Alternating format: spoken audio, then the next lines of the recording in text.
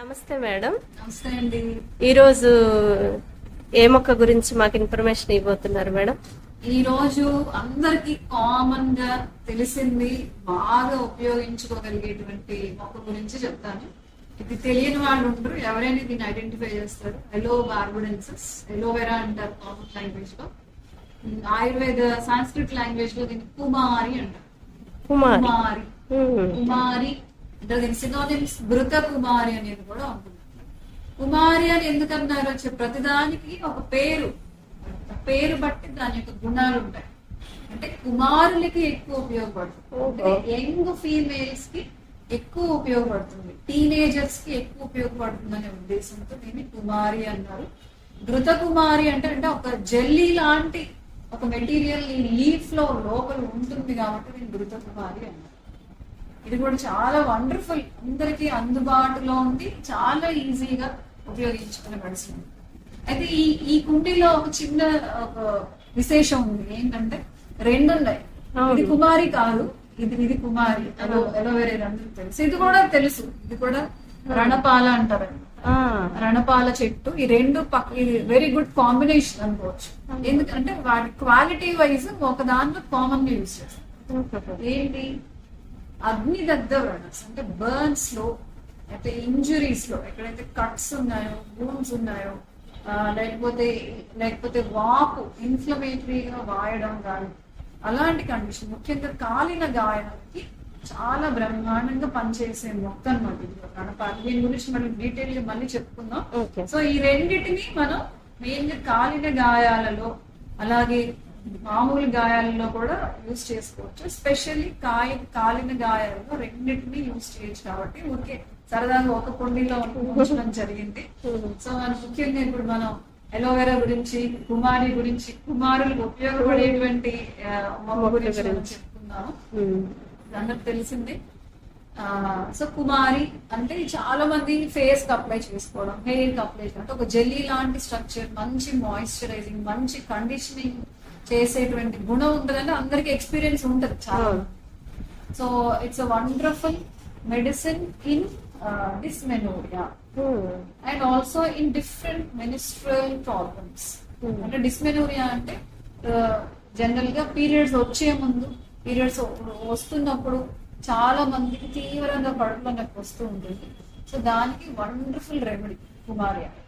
దీన్ని ఎలా వాడుకోవచ్చు అంటే, ఈ ఆకు లోపల గుజ్జులాగా ఉంటుంది, తెల్లటి గుజ్జు ఉంటుంది. ఈ తెల్ల గుజ్జుని కానీ ఒక లీఫ్ లో ఒక సగం, ఒక చిన్న పార్ట్ కట్ చేసి వాడుకున్నా సరిపోతుంది. ఆ గుజ్జుని అంతా తీసేసి దానిలో అంటే ఒక స్పూన్, సుమారుగా ఒక స్పూన్ ఆఫ్ ఆ జెల్లీ లాంటిది ఏదైతే ఉందో అది ఒక చిన్న గిన్నెలోకి తీసుకుని దానిలో సుమారుగా ఒక హాఫ్ స్పూన్ టు 3/4 స్పూన్ బెల్లం కలుపుకొని, అలాగే ఒక 1/4 స్పూన్ మెంతులు పిండి కానీ, లేకపోతే మెంతులు నానేసి ముద్దగా చేసుకున్నటువంటి మెంతుల యొక్క ఉండ కానీ, అంటే సుమారు ఒక 1/4 స్పూన్ అంటే కుమారి యొక్క జెల్లీ, అలాగే దానిలో బెల్లము ఒక 1/2 to 3/4 స్పూన్స్. అలాగే కావాలంటే ఎక్కువ కూడా వాడుకోవచ్చు, ఎందుకంటే చాలా చేదుగా ఉంటుంది, తీసుకోలేని వాళ్ళు ఎక్కువైనా యాడ్ చేసుకోవచ్చు, ప్రాబ్లం ఏంటో. దానిలో మెంతు పొడి, లేకపోతే మెంతులు నానేసి దాన్ని మెత్తగా ముద్దలాగైనా చేసుకోవచ్చు, దాన్ని దంచేసి. ఆ మూడు మిక్స్ చేసుకుని ఉండల్లా చేసుకుని, కుంకుడు గింజంతో ఉండలు పొద్దున, మధ్యాహ్నం, సాయంత్రం తిన్న తర్వాత తీసుకున్నట్లయితే, అంటే పీరియడ్స్ వస్తాయి అనుకున్న ఒక 5 రోజుల ముందు నుండి 3 పూట్ల ఈ కుంకుడు గింజంత ప్రమాణంలో తీసుకున్నట్లయితే, అలాగా వాళ్ళకి ఋతుక్రమంలో అంటే స్టార్ట్ అయ్యేటప్పుడు వచ్చేటువంటి పెయిన్ అనేది తగ్గుతుంది. చాలా ఈజీగా అవైలబుల్ గా ఉండే మూడుని మనకి ఇంట్లోనే పెంచుకుంటాం ఉంటాయి కాబట్టి చక్కగా వాడుకోవచ్చు.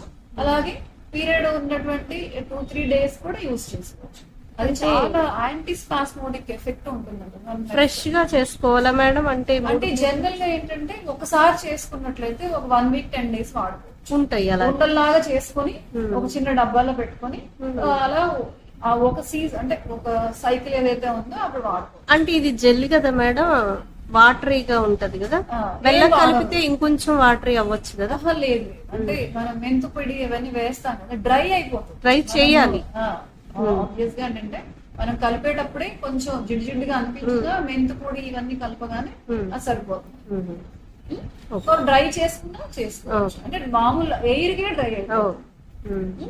సో దాన్ని 5 రోజుల ముందు నుండి వాడుకుంటూ, అలాగే పీరియడ్ వచ్చిన 1-2 days బాగా ఇబ్బందిగా ఉన్నప్పుడు వాడుకుంటూ చేసుకోవచ్చు. ఇట్లాగా 3 to 4 cycles ఇది కంటిన్యూ చేసినట్లయితే తర్వాత చాలా నార్మల్ గా నొప్పి లేకుండా ఋతుక్రమం అనేది జరుగుతుంది. ఇది చాలా మంచి ఇన్ఫర్మేషన్ మేడం. చాలా మంది పిల్లలు బాధపడుతున్నారు ఇప్పుడు. మంచి ఇన్ఫర్మేషన్. ఇది కూడా ఫస్ట్ ఎయిడ్. అంటే ఎవరికైనా మనం ఇదివరకు ఎవరికైనా కాలిన గాయం దబాలు ఏదైనా అంటుకోవడమో, లేకపోతే దీపావళి మమ్మీ కాలినప్పుడు ఏదైనా కాలి అనుకోకుండా తగలడమో, పొయ్యి దగ్గర ఏదైనా కాలి, అలాంటప్పుడు కూడా చక్కగా ఒక విరిచేసి దానిపైన అప్లై చేసేసినట్టు చాలా ఫాస్ట్ గా నిలవుతుంది. అలా స్కార్ కూడా తొందరగా ఫామ్, చాలా చల్లగా హాయిగా కూడా ఉంటుంది. ఇన్స్టెంట్ గా మనకి రిలీఫ్ అనేది ఉంటుంది. సో అయితే ఆయుర్వేదంలో అగ్నికర్మ అని కొన్ని చిన్న ప్రొసీజర్స్ ఉంటాయి. అంటే వాట్స్, పాన్స్, ఆనెలు ఇలాంటి వాటికి అగ్నికర్మ అనేటువంటి కొన్ని ట్రీట్మెంట్స్ చేస్తారు. ఆ చేసినప్పుడు కూడా సైమల్టేనియస్ గా అక్కడ ఏంటంటే రాగి అట్లా కొన్ని మెటల్స్ తో లైట్ గా దానికి హీట్ టచ్ చేస్తూ ఉంటారు అన్నమాట. సైమల్టేనియస్ గా దీన్ని కూడా ఆల్టర్నేట్ గా చేస్తూ ఉంటారు. ఎందుకని ఆ బర్న్ ఎఫెక్ట్ ఎక్కువ ఇన్ఫ్లేమ్ అవ్వకుండా, మంట రాకుండా, నొప్పి రాకుండా, అది మళ్ళీ సెప్టిక్ అవ్వకుండా ఉండడానికి అట్లా యూజ్ చేస్తుంటారు. అది ట్రెడిషనల్ గా వస్తున్నటువంటి ఒక ప్రొసీజర్ అన్నమాట. అలాగే స్కిన్ కి చాలా this is very good emollient. Emollient అంటే ఇంటర్నల్లీ అండ్ ఎక్స్టర్నల్. ఎమోలియంట్ అంటే ఏంటంటే స్కిన్ యొక్క టెక్స్చర్ ని, అంటే కంప్లెక్షన్ ని ఇంప్రూవ్ చేస్తూ స్కిన్ ని సాఫ్ట్ గా చేయడానికి ఉపయోగపడేటువంటి ఏజెంట్. మంచి కంప్లెక్షన్ అంటే సంస్కృత భాషలో ప్రభ, ఛాయ్ అంటే స్కిన్ యొక్క టోన్ మంచిగా పెరగడానికి, కంప్లెక్షన్ పెరగడానికి కూడా ఇది చాలా బాగా ఉపయోగపడుతుంది.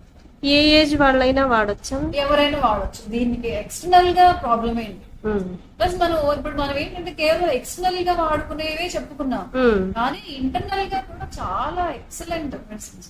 అంటే రజప్రవర్తని వడ్డీ అని ఆయుర్వేదంలో ఉంటుంది అనమాట. అది కూడా మెయిన్ గా స్పెషల్లీ డిస్మెనూరియాస్, లేకపోతే ఎమోన్యూరియాస్ అంటే పీరియడ్స్ రాని వాళ్ళకి అలాగా కూడా చాలా మెడిసిన్స్ లో ఇది వాడుతూ ఉంటారు.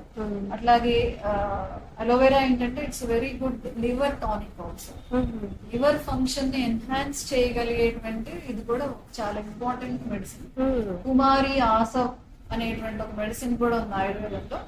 అయితే డైజెస్టివ్ అంటే acid peptic disorders, gas related, indigestion related, liver function related problems అలా ఏమైనా ఉన్నట్లయితే మేము కుమారి ఉన్నటువంటి అదర్ ఫార్ములాస్ తో పాటు, ఫర్ ఎగ్జాంపుల్ కుమారి యాసిడ్ కూడా ఇస్తున్నాం. డైలీ వాడడం వల్ల లివర్ ఫంక్షన్ కూడా ఇంప్రూవ్ అవుతుంది. అంటే ఇప్పుడు ఎప్పుడైనా సరే ఇప్పుడు ఎక్స్టర్నల్ గా అవసరాన్ని బట్టి డైలీ వాడుకోవచ్చు. ఇంటర్నల్ గా అనేటప్పుడు దానికి ఒక ప్రిస్క్రైబ్డ్ పీరియడ్ ఉంటుంది, డైలీ వాడాల్సిన అవసరం లేదు. ఏదైతే అంటే ఇది ప్రొఫిలాక్టిక్ గా అంటే ప్రివెంటివ్ గా వాడినంత మాత్రం లివర్ ఏదో అవుతుందని, లివర్ సరిగ్గా ప్రాబ్లమ్ గా ఉన్నప్పుడు వాడుకోవచ్చు. సరే ఇప్పుడు ఆహారం వేరు, ఔషధం వేరు. ఆహారాన్ని డైలీ తీసుకోవాలి, ఔషధాన్ని దాని యొక్క వీర్యం ఎక్కువ ఉంటుంది, దాని యొక్క పొటెన్సీ, దాని యొక్క స్ట్రెంగ్త్ ఎక్కువ ఉంటుంది. దానికి ఏది అవసరమో, ఎక్కడ అవసరమో ఒక ఎప్పుడు చెప్తాను వైద్యుల సలహా ఎన్ని రోజులు వాడాలి, ఒక మండల కాలం అంటే 40 days వాడాలి, 1 month వాడాలా, లేకపోతే ఒక 10 days వాడితే సరిపోతుంది, లేకపోతే ఒక 3-4 months వాడాలా, వాళ్ళకి ఉన్న వ్యాధి తీవ్రతను బట్టి మనం ఇచ్చే ఔషధం యొక్క పొటెన్సీని బట్టి డిసైడ్ చేసుకుని ఇవ్వాల్సి వస్తుంది. ఎక్స్టర్నల్ గా అయితే వాడవచ్చు, ఎవరైనా వాడుకోవచ్చు. ఇంటర్నల్ గా లోపలికి తీసుకోవాలంటే వైద్యుల సలహాతో తీసుకోవాలి. Okay madam, thank you madam. చాలా మంచి ఇన్ఫర్మేషన్ మీరు ఇచ్చారు. లివర్ సమస్యలు నిజంగా ఈ రోజుల్లో అందరినీ వేధిస్తున్న సమస్య. ఫ్యాటీ లివర్ అని, రకరకాల లివర్ ప్రాబ్లమ్స్, డైజెస్టివ్ ప్రాబ్లమ్స్ చాలా ఉంటాయి. ఇది అల్లోపతి లాగా సైడ్ ఎఫెక్ట్స్ ఉండవు కాబట్టి న్యాచురల్ గా వాడుకోవచ్చు, ఇబ్బంది ఏమి ఉండదు. మీరు మంచి మొక్కని మాకు అంటే అందరికి తెలుసు కానీ దీని ఉపయోగాలు ఇంతలా మాకు తెలియవు. మీరు మంచి ఇన్ఫర్మేషన్ ఇచ్చారు. Thank you madam. Thank you అండి రమ్మి గారు. అందరు కూడా లైక్స్ కొట్టాలి, సబ్స్క్రైబ్ చేయండి రమ్మి గారి యూట్యూబ్ ఛానల్ కి, అందరికి షేర్ చేయండి. అందరికి ఉపయోగపడుతుందని నేను ఆశిస్తున్నాను. Thank you madam.